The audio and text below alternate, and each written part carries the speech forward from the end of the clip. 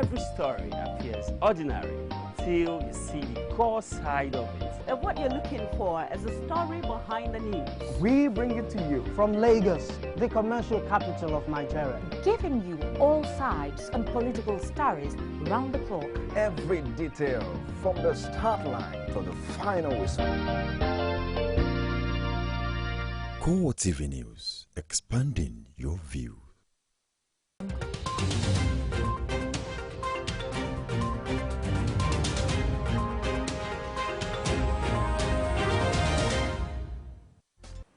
Hello, good evening. Thank you for joining us on CoreTV Primetime News. I am Frank Omalape. Our top stories tonight.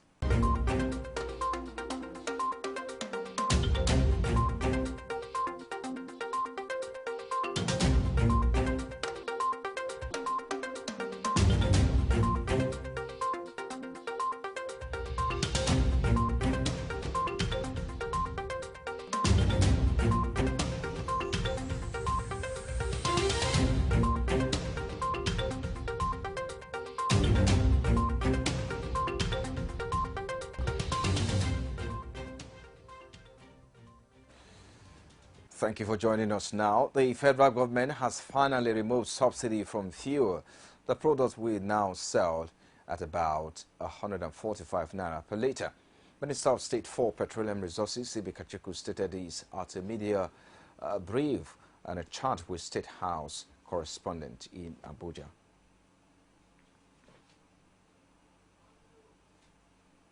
And away from there now, the meantime, analysts have called on the government for a total deregulation of the oil sector. On our flagship program called Digest, they opine that the deregulation of the downstream sector of the oil industry will help throw the market open for transparency in addressing the fuel scarcity and price crisis. The report now. Despite all assurances and promises from the government on reducing the fuel crisis with doubling the nation, one may wonder, when will Nigerians go to the pump station devoid of any queues and struggles to get the premium motor spirits? The big question on our money flagship program called Digest is the regulation of the oil sector a panacea to the lingering fuel scarcity? In a properly deregulated oil industry, my sister, most of our youngsters that are today unemployed will find employment. You know one thing that is for sure, if the market is properly deregulated, there is no science about refining oil that Nigerians cannot do, that we don't have, as we speak now, a functional refinery in Nigeria, including those ones that the government is pretending as though they are working. They are not working. The problem we are having is what we have. Open up the space and regulate. That is what the government does. Set agenda. You set a broad policy outline and say this is the direction we are going, and the private sector will follow you to that direction. If you create the enabling environment for businesses, look, it has been established all over the world. There is nothing secretive about it. Again, the government should simply be a regulator and an agenda setter in any economy. However, analysts feel the government should give trained entrepreneurs the opportunities to participate in the production of oil in order to encourage companies to be more effective and efficient. The government's responsibility is to be the regulator. Now, even in the government performing its duty as a regulator, I will tell the government, I will advise the government to contract it out to a private sector enforcer. Only trained entrepreneurs should be given the opportunity and the environment to harness the resources and produce goods and services for the benefit of humanity.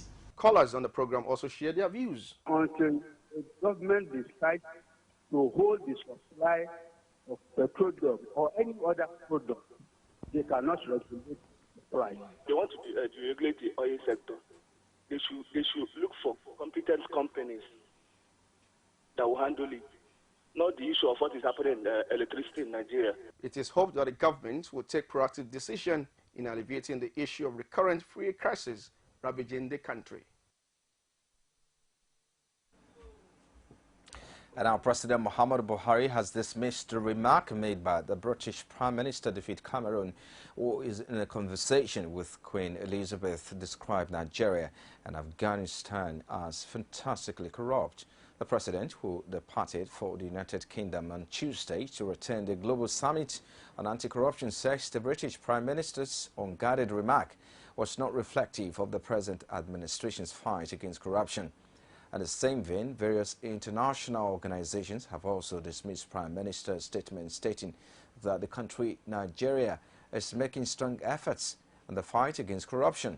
President Buhari is expected to deliver a keynote address at the Anti-Graft Summit in the United Kingdom. And now the federal government will expand its mutually beneficial strategic partnership with the People's Republic of China in the culture sector to also include tourism. Information and Culture Minister Lai Mohammed disclosed that the federal government will also build on the recent state visit of President Muhammadu Buhari to China to take the relationship between both countries to the next level.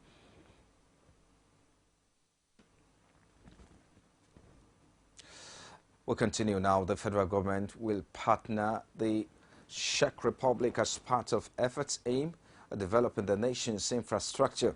The government will also facilitate exchanges and partnership between businesses in Nigeria and the Czech Republic to benefit the economy. Moving away from there now, the federal government has assured workers that the administration of President Muhammadu Buhari will drive industrial peace in its relationship with the leadership of the organized labor movement in the country. The assurance is coming amidst agitation by the leadership of the Nigeria Labour Congress and the Trade Union Congress of Nigeria for 56,000 naira minimum wage. The secretary to the government of the Federation, Bashir Lawal, according to a statement issued, stated this during a court call on him by the president of the Organization of Trade Unions of West Africa, Mademba Sok, and his team. The statement assures the leadership of labor unions the government of President Muhammadu Buhari is prepared to partner the unions to achieve peace and security across the West African sub-region and prosperity for all the citizens. And our investment in power infrastructure by the new investors is a vindication of the decision by the federal government to move the power sector to a private sector-driven one and out of government's total control. The Minister of Power, Works and Housing, Babatunde Fashola, also adds that the government is satisfied with the performance of investors in terms of maintaining the inherited infrastructure.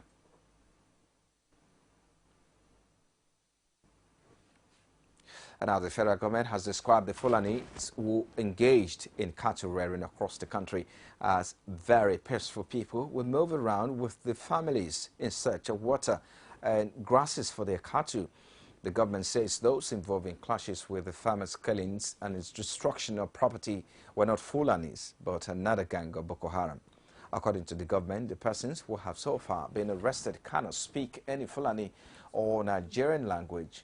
The Senate Joint Committees on Agriculture and Rural Development and National Security and Intelligence, Minister for State, Agriculture and Rural Development, Henikin Lopoberry, says perennial conflict was a national and regional security, adding that the problem faced by herdsmen was also faced in Cote d'Ivoire, stressing the problem was not limited to Nigeria. And now the Nigerian military says it is ready to defend the nation against all forms of attacks in the countries. Speaking exclusively with CoreTV News in Abuja, Director of Defense Information Brigadier General Rabi Abubakar says the victories been recorded by the nation's armed forces so far is a testimony to the fact that there is a renewed vigor injected into the officers and men. General Abubakar advised Nigerians to be extra security conscious and get information on suspected troublemakers immediately across to security agencies.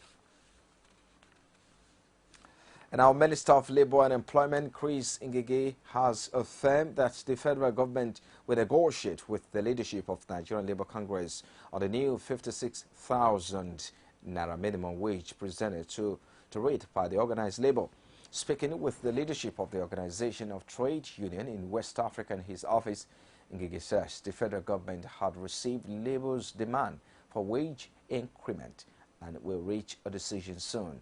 He says in presenting their demands to government, labor leaders were merely obeying the dictates of workers, noting that all the appropriate time government will meet with them for negotiation.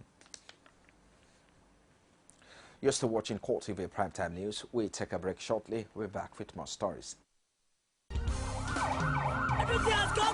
CoreTV News now live on all Androids. Welcome to CoreTV Primetime News. Download CoreTV News app from your Play Store.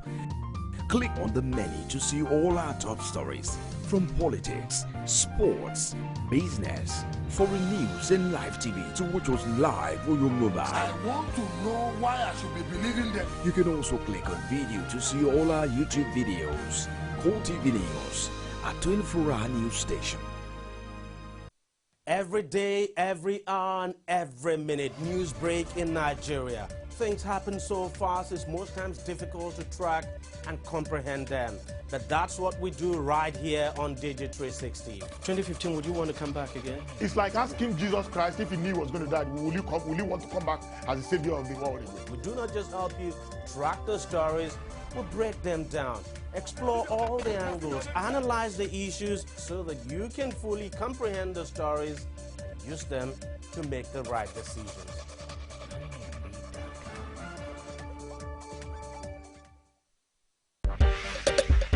You know, Angela, that's a very difficult question. It is difficult to respond to that question. Angela, that's a great question. Great question, Angela. Angela, that is a very great question. That's a great question, Angela. Okay, that's a great question. Yeah, very good question. That's a good question. That's a good question. That's an interesting question. This is an interesting question you pose. 60 Minutes with Angela. Again, answers to every question you always wanted to ask.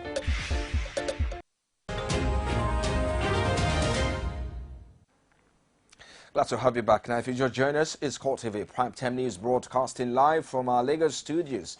A reminder of our top stories now.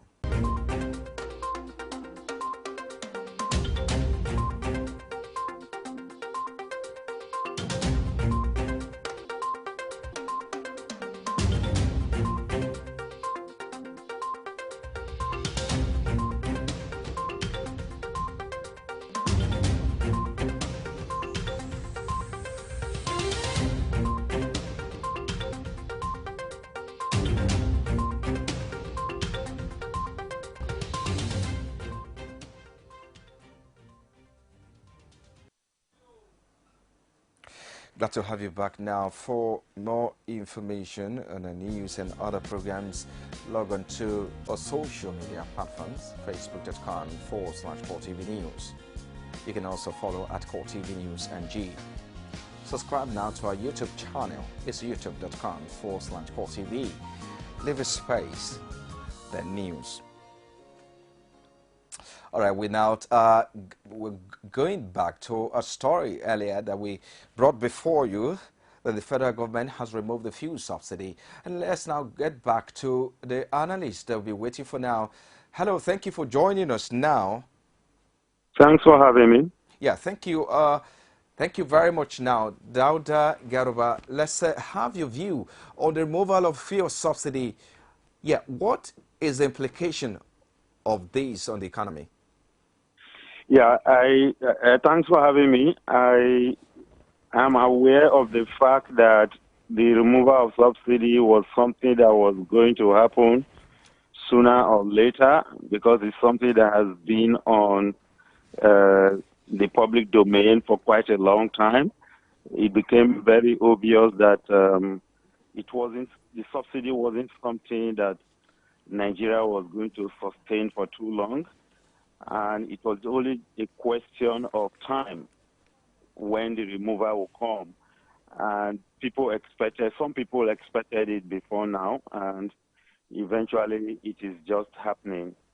Yes, this is going to have quite a lot of implications, because we live in a country where virtually what we do is tied to the price of oil, whether in terms of the upstream sector of the development sector, or at the downstream level. For instance, we are going to find a situation where the workers are going to be demanding for more pay because you're going to find prices of goods and services rising beyond what they are currently are because oil is tied to virtually what we do as an economy. That is one. Whether you can sustain the minimum wage at 18,000 naira with the price of oil almost doubled.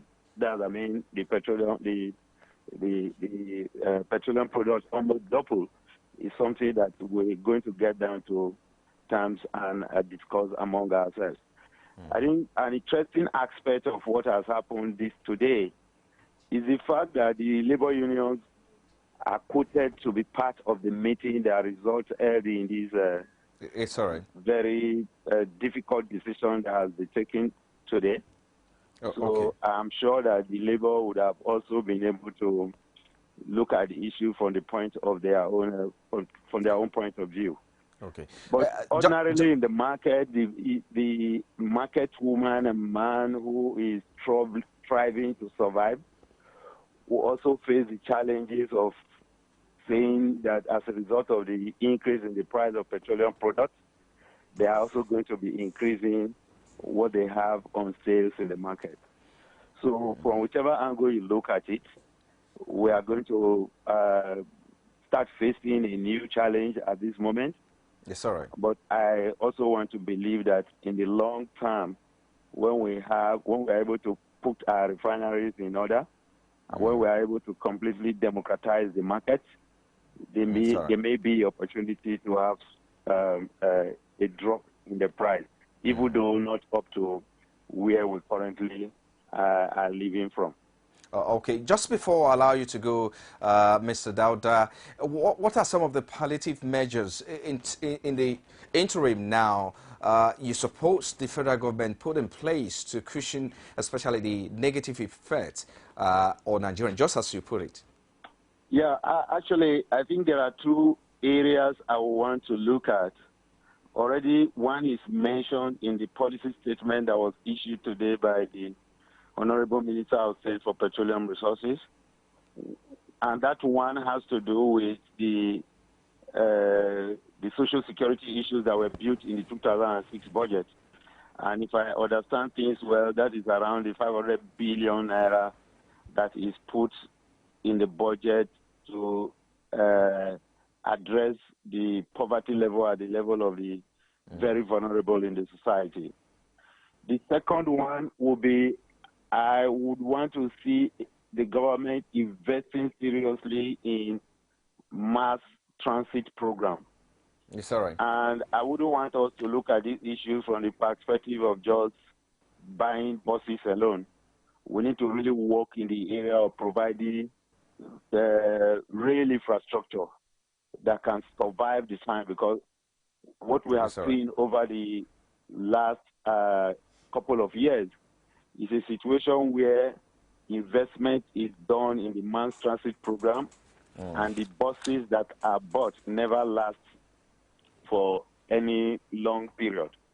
Yes, so we need to really invest in the rail infrastructure to ensure that the very vulnerable who are unable to have their vehicles on their own, who have been cheated out all these years when we can also have it too. A subsidy regime, are able to move from one place to the other without actually feeling the pang that this subsidy removal will bring upon them. Okay. All right. Thank you very much. I'm afraid I have to let you go now. Thank you very much, Dauda Garuba, Country Officer, Natural Resources Governance Institute, talking to us there on the implication and effects on this removal of fuel subsidy on the economy. We proceed now. Stakeholders in the aviation sector have called on the federal government to engage in the local production of aviation fuel, otherwise known as Jet A1. The group also tasked the government to provide pipeline for the transportation of the fuel from the seashore stretch to the airport to reduce contamination. This, among others, were the highlights at a business forum in Lagos and West to tag the Nigerian Aviation Fuel Forum. Our correspondent Victoria Solomon has more. While the aviation sector is seen as one of the biggest sectors in the nation's economy, Nigeria is also one of the major players world over. But aside Nigeria not maximizing the potential of this sector, various challenges, such as the production and transportation of jet fuels, are a huge challenge. According to research, poor handling of jet fuels give way for microbes, which in turn contaminates the fuel. This, according to the researcher, accounts for the cause of air mishaps other than mechanical faults. Many accidents that have been recorded, both in Nigeria and outside, the first attention is to focus on mechanical fault. Hardly do people even think of what passage of fuel is blocked, and so on, and it leads to seizure and eventual accident. To jet fuel marketers, shortage of the product in Nigeria has caused global embarrassment for Nigeria's aviation industry. Aside monetary loss, fuel scarcity now bites harder, tasking the government to take a local production of jet fuel and better transportation system. The representative of the government couldn't agree less. Supply disruptions, as it's been described in the aviation parlance, is a problem that is having far-reaching negative implications, more or less like implications in the areas of Nigeria, especially Lagos as a hub of jet fuel. The reason being that most of the flights you are seeing are all connecting flights. It means, for example, and there are connections that are multiply connected together globally as a chain. So it means the chain is always broken in Lagos. At least 2 of our refineries will soon start production of aviation fuel. Port Harcourt Refinery and Kaduna Refinery. We have to improve on mode of transportation.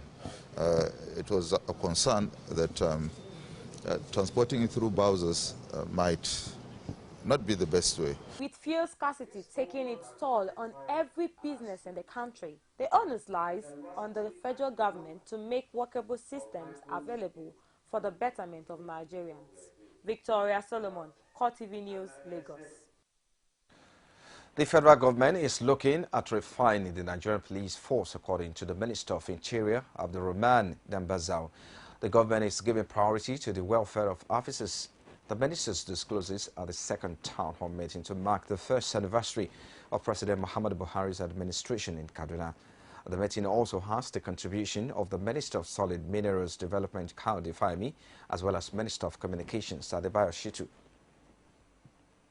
The perception of Nigerians about police force has made the call for its reform important.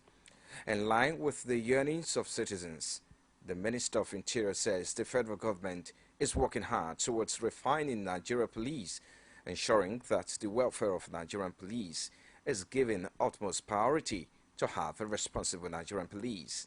We must look at the general welfare of the police, and this is part of a major problem in efficiency and effectiveness of the police. We're aiming at the police that is effective and efficient, and the police that will operate within the rule of law. Meanwhile, the Minister of Solid Minerals Development says the federal government will soon initiate an intervention fund for the mining industry and will also revive the Ajaokuta steel industry to create jobs for Nigerian youth. Mining is to the north what oil is to the south. But ultimately, we want to make sure that Ajaokuta comes back to use by, 1, resolving the legal issues, and 2, looking for the best partner that has the resources and the technology to bring Ajaokuta back to effective and immediate use in the shortest possible time. On his part, the Minister of Communications, Adebayo Shitu, says the federal government is working towards adding 2 more satellites to Nigeria's one currently in orbit to serve the information and technology sector. The Minister of State Budget and National Planning, on her part, says the federal government is developing a plan to boost private sector investment in tourism, entertainment and sports. The town hall meeting is expected to go around the 6 geopolitical zones of the country. Last week, the Southwest leaders of the People's Democratic Party called a meeting in Akure, the Ondo State capital, to discuss and chart a way forward for the party in the Southwest region as they prepare for the future. The meeting convened by the door of Governor Olusegun Mimiko of Ondo State and his counterpart from Ekiti State, Ayodele Fauci, had in attendance notable figures of the party in the Southwest region, and the Akure meeting actually dwarfed a rival leaders between convened by Buruji Kashamo in Ijebu-Igbo, Ogun State. While the Akure meeting called for unity among the Southwest PDP leaders as the party gets set for the future, a correspondent, Adeleke Olagbemi, who was at the Akure meeting, examines the real cause of this unity among the PDP's leaders in Southwest. The stage for the Akure PDP Southwest leaders meeting had long been set, as it was no longer a secret that the leaders of the party had loggerheads over some sundry political issues and leadership tussle. One of such tussle is the issue that had set Ondo State Governor Olusegun Mimiko and his Ekiti State counterpart Ayodele Fauci apart, until it was resolved, and which Governor Mimiko himself alluded to in his remarks at the Akure meeting. Zones in Nigeria, 5 of the zones have had their shots at the chairmanship of the party.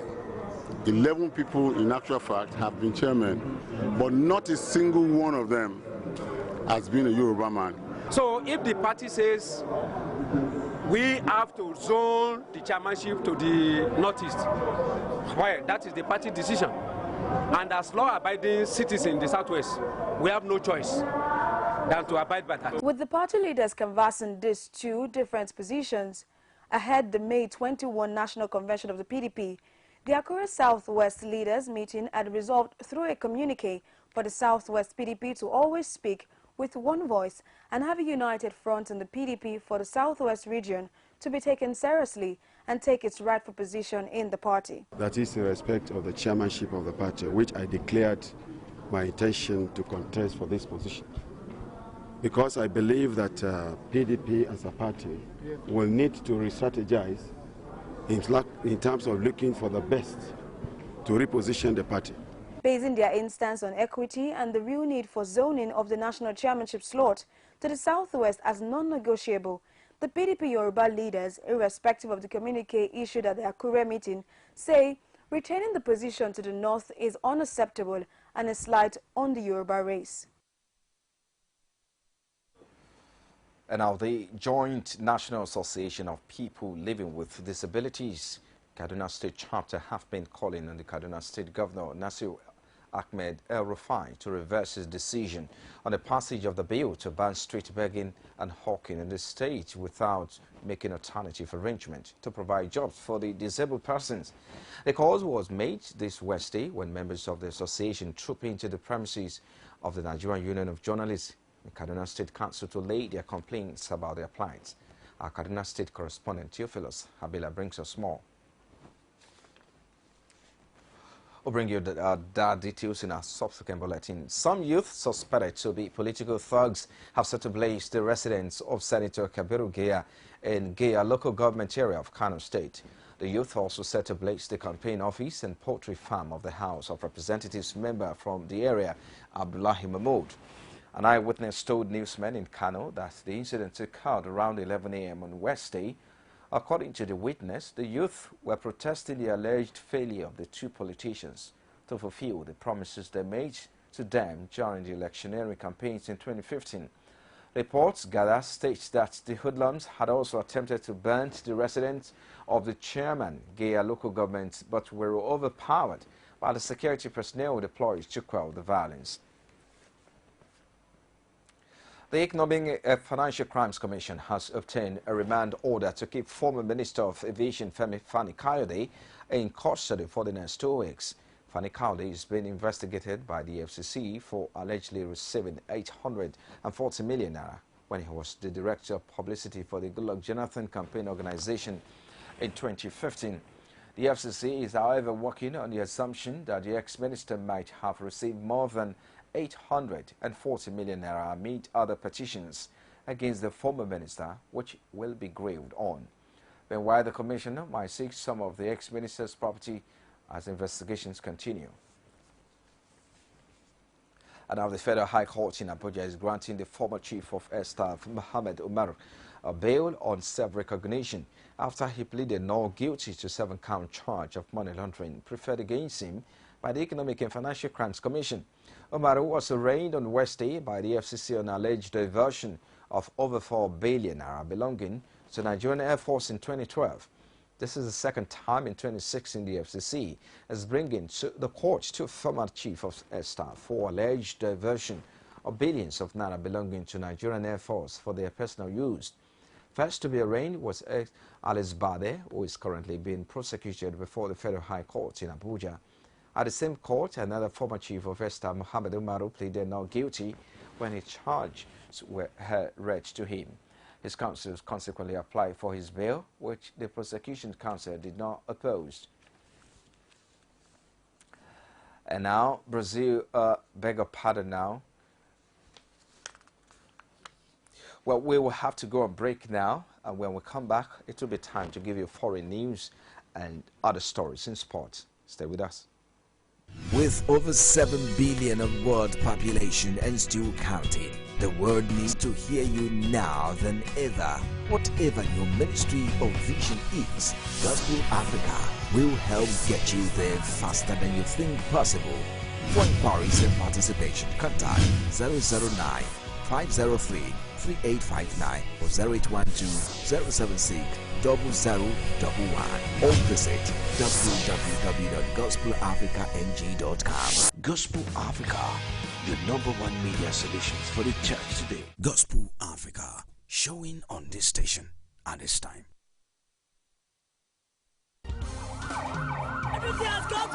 CoreTV News now live on all Androids. Welcome to CoreTV Primetime News. Download CoreTV News app from your Play Store. Click on the menu to see all our top stories from politics, sports, business, foreign news and live TV to watch us live on your mobile. I want to know why I should be believing them. You can also click on video to see all our YouTube videos. CoreTV News, a 24-hour news station.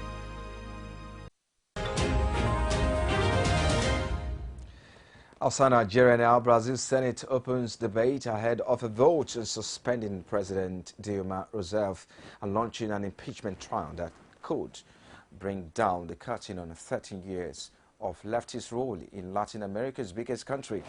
Allies of Rousseff says she has no chance of surviving the vote.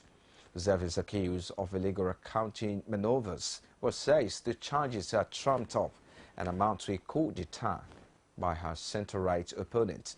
Senate President Renan Calheiros, who was overseeing the proceedings, told newsmen that impeachment will be traumatic for Brazil, which is already struggling with the worst recession in decades and a corruption scandal that has ripped apart the political and business elite. And now a car bomb exploded at a crowded Baghdad market, killing at least 64 people. Officials say it's the worst recent attack on the Iraqi capital. 87 people have been confirmed injured in the blast in Shia Muslim district of Sadr City during the burning rush hour. Many of the victims were children and women, including brides, who appear to be getting ready for their weddings at a beauty salon few hours after the attack on the Baghdad market. Two car bomb blasts are reported to have rocked the Iraqi capital. And now an additional 87 people were injured in the attack in the largely Shiite neighborhood of Sadr City. Pictures of the aftermath of the explosion shows hundreds gathered near a chaotic scene. Blood marked the street, cars had their windows blown out, and nearly an entire sidewalk was left shattered. ISIS had claimed responsibility for the attack in a statement, saying it was targeting Shiite militias. Police reports gather that the bomb was placed in a parked car. A terror group has claimed responsibility for a number of attacks in Iraq in recent weeks, including one last month east of Baghdad, in which more than 24 people were killed. And now the Queen has been caught on camera saying Chinese officials were very rude during President Xi Jinping's first state visit to the United Kingdom last year. A spokesman for the Buckingham Palace says in a statement the Chinese state's visit was extremely successful and all parties worked closely to ensure it proceeded smoothly. Asked on the Queen's comment at a regular press conference, Chinese Foreign Ministry spokesman Lu Kan says the visit launched a golden era in China-UK bilateral ties. He added that he had no knowledge of any threat to call off the visit. Let's take a look at some sports stories now. Power style, and that's what he delivered. And now Lagos State Handball Association is unveiling its plans for the second edition of the State Secondary Schools Handball Competition tag Okpefa Cup. Over 40 schools are built to participate in the tournament, which holds from the 17th to 22nd of May 2016. Our correspondent Akiobake has more. The introduction of handball to Nigeria in 1972 has seen the sport place third in terms of national participation.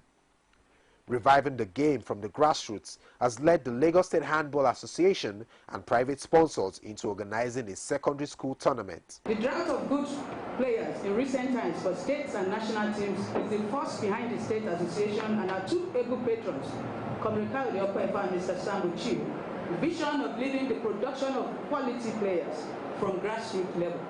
Hence, the introduction of this championship amongst secondary schools in Lagos State.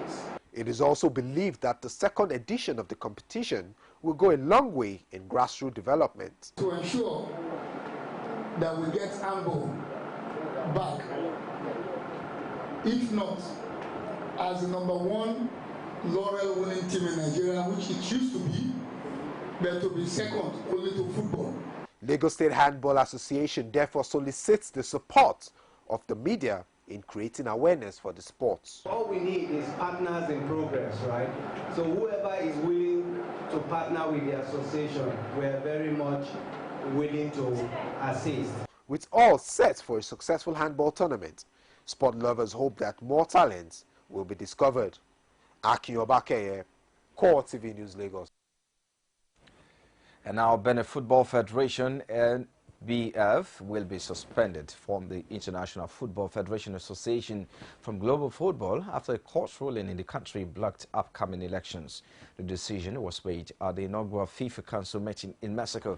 This move means Benin will miss June's 2017 Africa Cup of Nations qualifier against Equatorial Guinea. A court ruling in Benin on May 4 prevented the Benin Federation from holding presidential elections, and the suspension will be lifted once a new executive committee has been installed.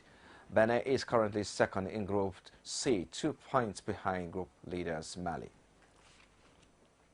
And now Roger Federer returning to action with a 6-3-7-5 win over 19-year-old German Alexander Zverev at the Italian Open. The world #2, who missed out in Madrid with a back injury, was on hand to play for the first time since mid-April, having played only one event since the Australian Open after he underwent a knee surgery. The 17-time Grand Slam champion looks strong and is sharp on his serve, showing no signs of any injury that hindered his start to the season. Federer is set to play Dominic Thiem, who beat Portugal's João Sousa 6-3, 6-2. Dominic, who already has 2 titles this season, will prove to be a stiff test for the world #2 as he continues his return to full fitness. And our West Ham trailing final match win at Upton Park on Tuesday did lead to celebration, but this was a soar by an attack on the bus carrying visiting team Manchester United, which caused the English Premier League game to be delayed by 45 minutes. Supporters were gathered outside the East London Stadium, which has been West Ham's home since 1904. Before the last home game ahead of next season's switch to the Olympic Stadium, Manchester United team coach was stuck outside the car park, and captain Wayne Rooney blamed home fans for an attack in it. However, West Ham co-chairman David Sullivan blames Manchester United for not turning up earlier. You've been watching CoreTV Primetime News. Just before we go, a recap of our major headlines.